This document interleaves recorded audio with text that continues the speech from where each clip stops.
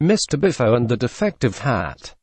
Once upon a time there was a fine young fellow called Mr. Biffo, who everyone agreed was a very good boy, if not indeed the very best boy there had ever been. Mr. Biffo was out one day walking to the shop where he had purchased a hat the day before, to give the shopkeeper a piece of his mind due to various faults with his purchase. Mr. Biffo strode purposefully through the door of the hattery, and as the little bell on the door tinkled, an icy tingle shivered up and down Mr. Biffo's spine, and adrenaline began to pump through his body. "Good afternoon, Mr. Hatmaker," he said. "Why, if it isn't young Mr. Biffo!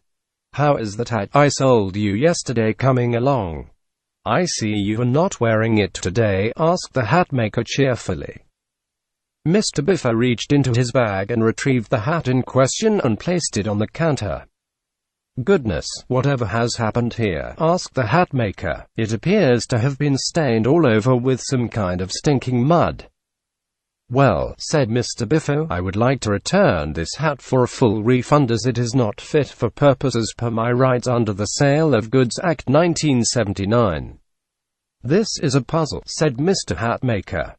"I do not understand what has happened here, or why you would make such an accusation. After all, it looks like it has gotten dirty from the inside, not that it has been subjected to the usual attempts by exterior mess to penetrate its fabric. Indeed, it appears that it has been sorely mistreated during its short time in your care."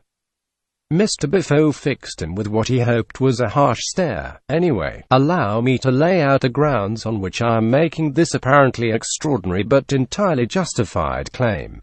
Upon leaving your establishment with this hat yesterday, initially pleased as punch with my purchase, I proceeded down the high street towards the bus station. Halfway there I felt an urgent signal from my large intestine that it required emptying, and that it was currently filled with precisely 10 gallons of miscellaneous feces that I would need to find a new home for. Let me just say, I can see where this is going and I don't like it," interrupted the shopkeeper. "You may well feel ashamed, shopkeeper, for I found myself in need of a receptacle for this oncoming storm, and all I had in my possession was this hat advertised on the very shelf upon which it sat as 10-gallon. Now, I thought to myself, the hat is waterproof, so it should suffice, and indeed the stated volume matches suspiciously well with the amount of liquid shit I needed to expel." "Can you just get to the point?" asked the shopkeeper, increasingly irritated and preemptively disgusted with what he knew was coming next. "Well, I placed the hat upon the ground and unleashed my feculent wrath upon it. But despite claiming a capacity of 10 gallons, I had scarcely completed 1 gallon of my enthusiastic filling, when it became clear that the name 10-gallon was just that, only a name. I suspect about 3/4 had passed my outer ring road when suddenly the hat began to overflow. This overflowing continued until a muddy brown river challenging the Amazon in length, width, color and total volume drained was meandering lazily down the high street, cascading down the curb and into the nearest drain. Having finally completed my business, I looked at the hat to see that it had acted as an impromptu strainer, allowing the liquid fraction of my excreta to flow freely away, leaving a hat filled with the more solid commitments I had made to the integrity of your hat, but alas, not so much as the tiniest glimmering nugget of gold.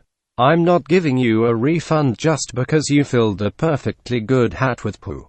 Mr. Biffo's tummy suddenly did a rumble and he looked a bit cross-eyed at the shopkeeper. The shopkeeper's change of mind was as rapid as the onset of Mr. Biffo's tummy discomfort. "On second thought, here's your money. Get out." "With please." "Oh no," said Mr. Biffo, and 3 pints of rotten-ass cola carbonated with flatus exploded all over the hatman's shop. Then Mr. Biffo woke up because it had all been a dream, and instead of trying to get a refund for a hat, had fallen asleep with his head down the toilet. The end.